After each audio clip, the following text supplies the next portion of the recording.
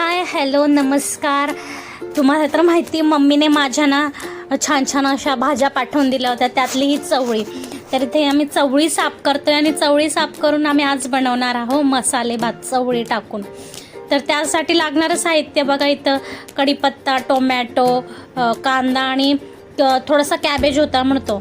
इथं हळद, मीठ, मसाला आणि ही चवळी आणि ते कांदा लसूण आणि खोबरं असं मी सगळं साहित्य घेतलं.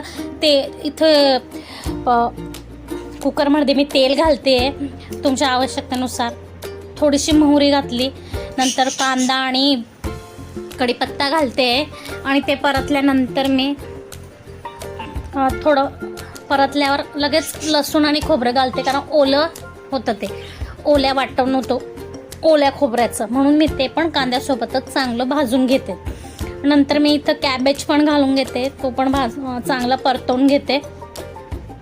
नंतर हे सगळे मसाले घालते. मसाले छान परतायला पण हवे आणि जळायलाही नको, म्हणून त्यासोबत थोडं पाणी घालते. आणि नंतर मी शेंगदाणे घेतले, मला आवडतात मसाले भातातले शेंगदाणे. आणि ही ती ओली चवळी धुवून घेतलेली, ही भिजवलेली नाही, ओली चवळी आहे. आणि ओल्या चवळीसोबतच मी मस्त असं छान तांदूळ धुवून तोही घातला. ते घातल्यावर मी लगेच टोमॅटोही घालते. आणि एका साईडला आता मी पाणी उकळून घेते, कारण की भातात मी बॉईल पाणी घालणार, थंड पाणी नाही. तर बघा इथं गरम पाणी घातलं आणि मग नंतर एक चांगल्या 1 किंवा 2 शिट्ट्या घेणार, जास्त नाही, मसाले भात लगेच होतो. तर मस्त असं एकच शिट्टी घेतली. नंतर बघा कसला छान असा भात झाला. आता सर्व करते बघा.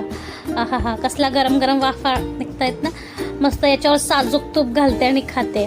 तर तुम्ही नक्की ट्राय करा आणि सांगा कसा झाला मसाले भात. आणि चॅनलला प्लीज लाईक आणि शेअर आणि सबस्क्राईब करा. चलो टाटा, बाय बाय.